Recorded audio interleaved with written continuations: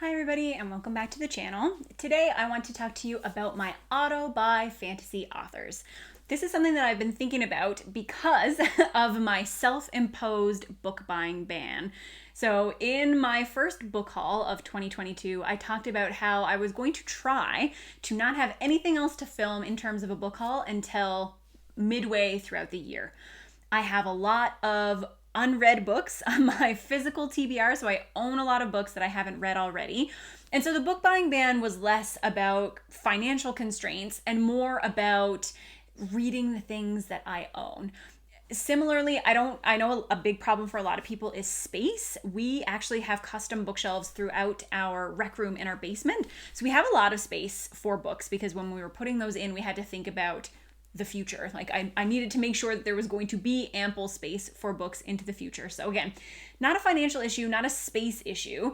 It is just the ridiculousness of owning hundreds of books that you have not yet read and then going out to buy more. It brings me joy. I'm sure it brings many of us joy. So no judgment if you, like me, have hundreds of books and you are going on to buy more. But it is just something that I am trying to be better about. And this has come with various levels of success. I have purchased books since my January book haul, but they have been for buddy reads, or they have been ones that were like previously out of stock and I was waiting to come in. How many justifications can I run through in one video? But I am trying. But all of these thoughts of book buying bans and buying books, etc., made me think about authors whose work I will automatically pick up. Book buying ban be damned. Like if these authors put out a book, I will instantaneously buy them. And as I was putting this list together, I surprised myself, I guess, by not having a lot of authors where I know 100% I'm going to pick up their next book. Like there are some authors that I really love, and everybody who follows this channel knows that I love Stephen King. I do. I would probably say that he is my favorite author just because I have enjoyed so many of his books.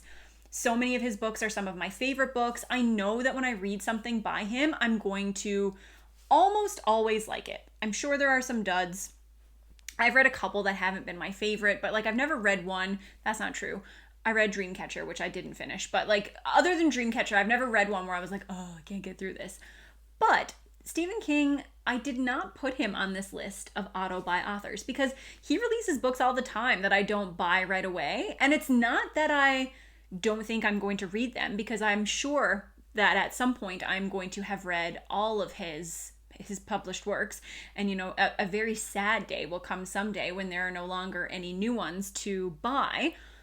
But I don't feel like I'm in any particular rush to read some of the books that he releases. Like Billy Summers came out last year. I haven't bought it and I haven't read it yet. I'm sure when I read it I'll like it, but for Stephen King it's more a curated list. I will say for Stephen King, if Stephen King writes fantasy, that is an auto-buy, auto-read, top of the TBR pile for me. He has a fantasy release coming up later this year. I will buy it the day it comes out. I will start reading it the day it comes out. It doesn't matter what else I am reading, what I have had on the TBR, if I'm supposed to be in 18 buddy reads. I don't care. I'm going to read that fantasy book as soon as it comes out. But if another true crime novel or another, one of his other books comes out, I'm probably happy enough to wait and pick it up maybe through the library, maybe get it. I don't feel the need to have it and own it immediately. Does that make me a fake Stephen King fan? I'm not sure, but I guarantee you when his fantasy book comes out later this year, I will be reading it right away.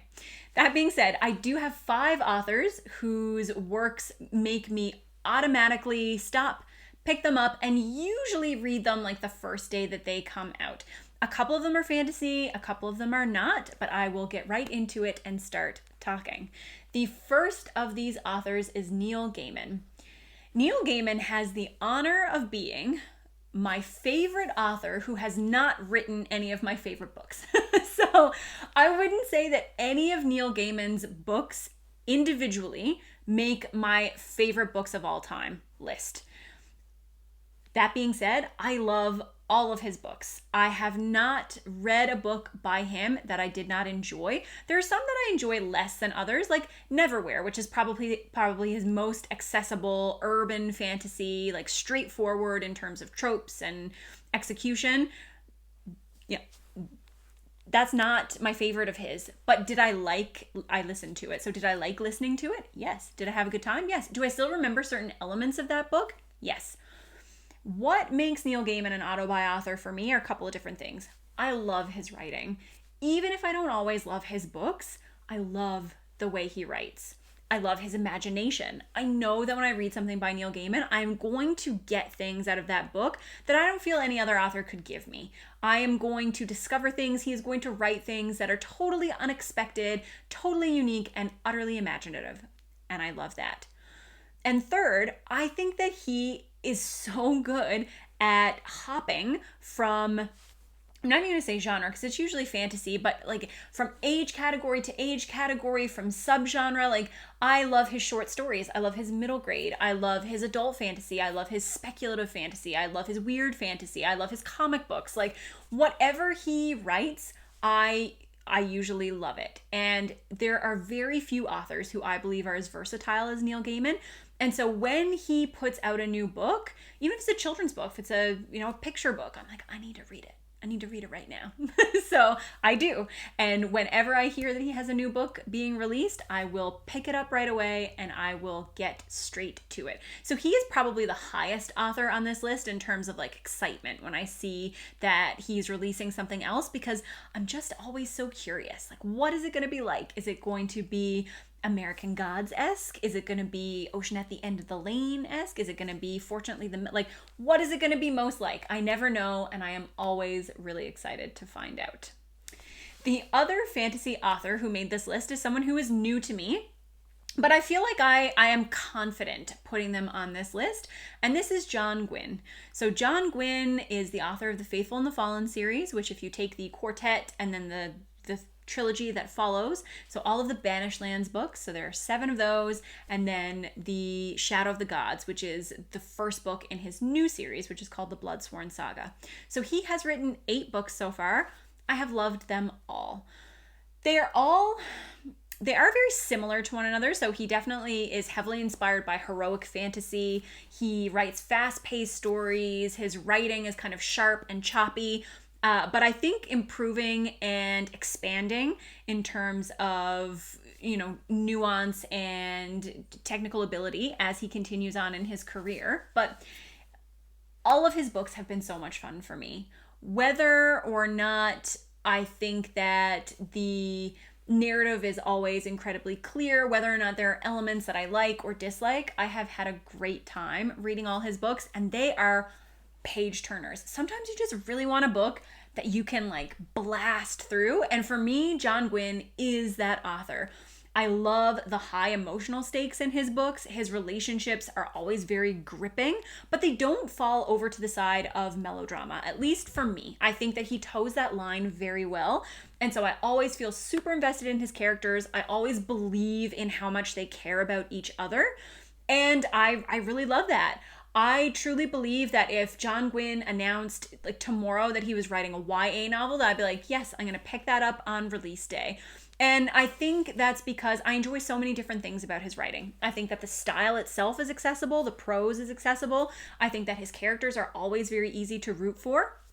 I like the relationship, so I think it would translate well into YA. I think he would write that kind of tension that seems to be more present in that age category really well. If he was coming out with a middle grade novel, I'd be like, yes, this is going to be like a fun, heroic adventure. It's going to be fantastic.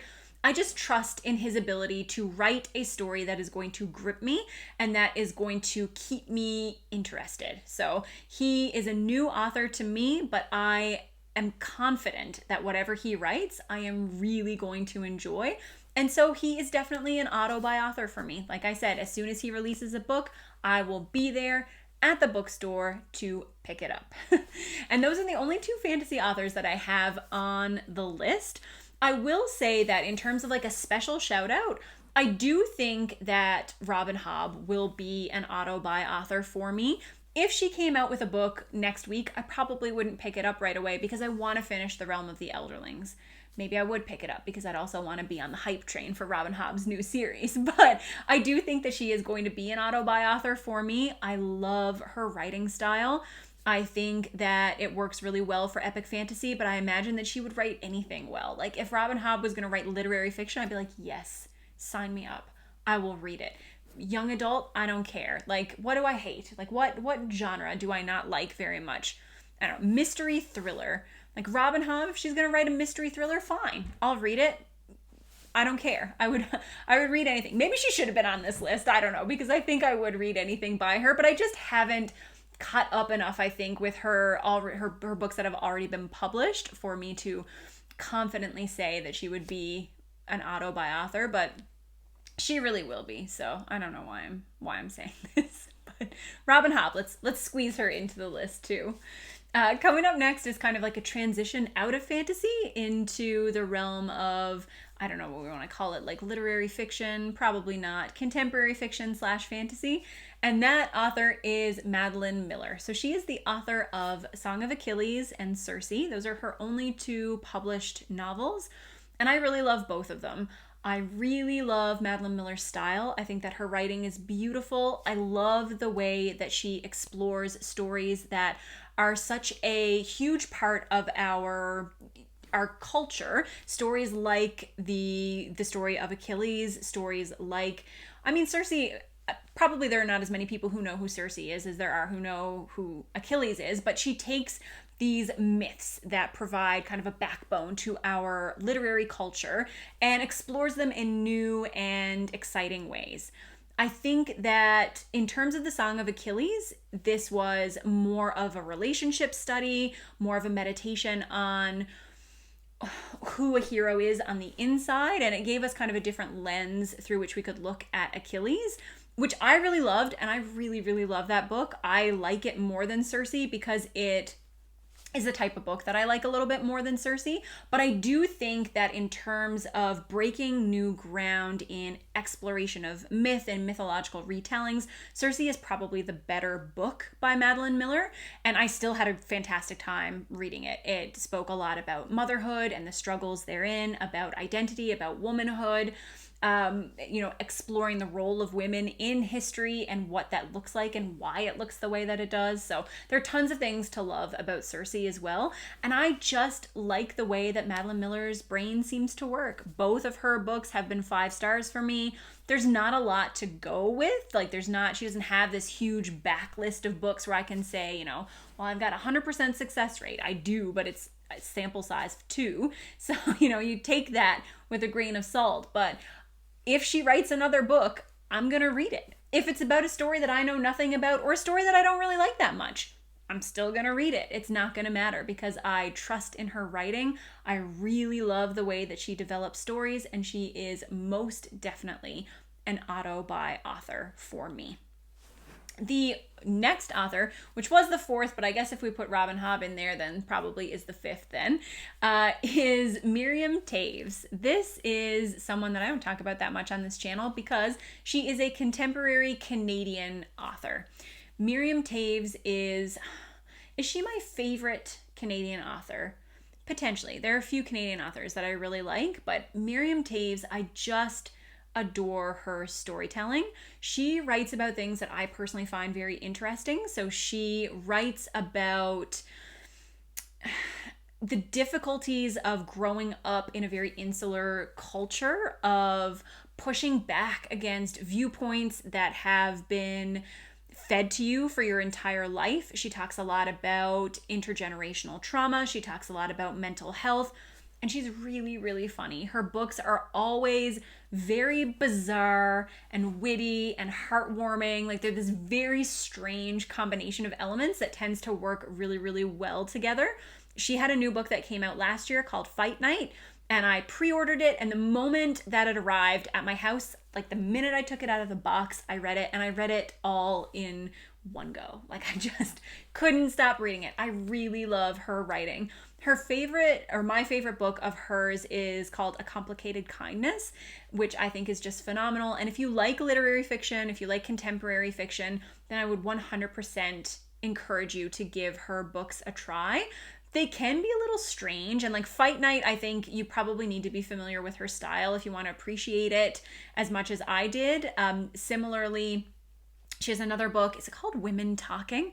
I don't remember, which deals with a lot of really difficult topics. So I think that probably A Complicated Kindness is one of the easiest places to start. If you're particularly interested in books about mental health and the mental health care system, All My Puny Sorrows is really good. And a lot of the content of that book is actually extrapolated from her own life. She has a family history that is rife with struggles with mental illness, and she's suffered a lot of loss herself and has had a complicated relationship with the mental health care system. So I think, and I really appreciate her viewpoint in those things, and I think that those are probably more standard in terms of like a general narrative and might be a good place for you to start if you were at all interested in exploring her work. But she is a Canadian author that I just absolutely love. I love her style. I love her characters. I always love her books. She does have one or two backlisted books that I haven't gotten to yet, and I'm excited to read those. But the moment that I hear she has written something new, it is an automatic purchase from me. And the last person on this list is definitely going to be the most unpopular opinion. So this is the one that you can skip over. I put this at the end, so if you want to end the video here, then you can. Because I know that this author is not very popular on BookTube, and that is Rainbow Rowell. So she is the author of Eleanor and Park, Fangirl, Carry On. She's got a bunch of different books that are out. And I just really enjoy her storytelling. Again, I think she's really funny. To me, her books seem like something that would be like, she seems like someone who would do really well writing for a sitcom or writing for TV. There's always a lot of really snappy dialogue. Her books are very easy to get through. Again, pacing is excellent.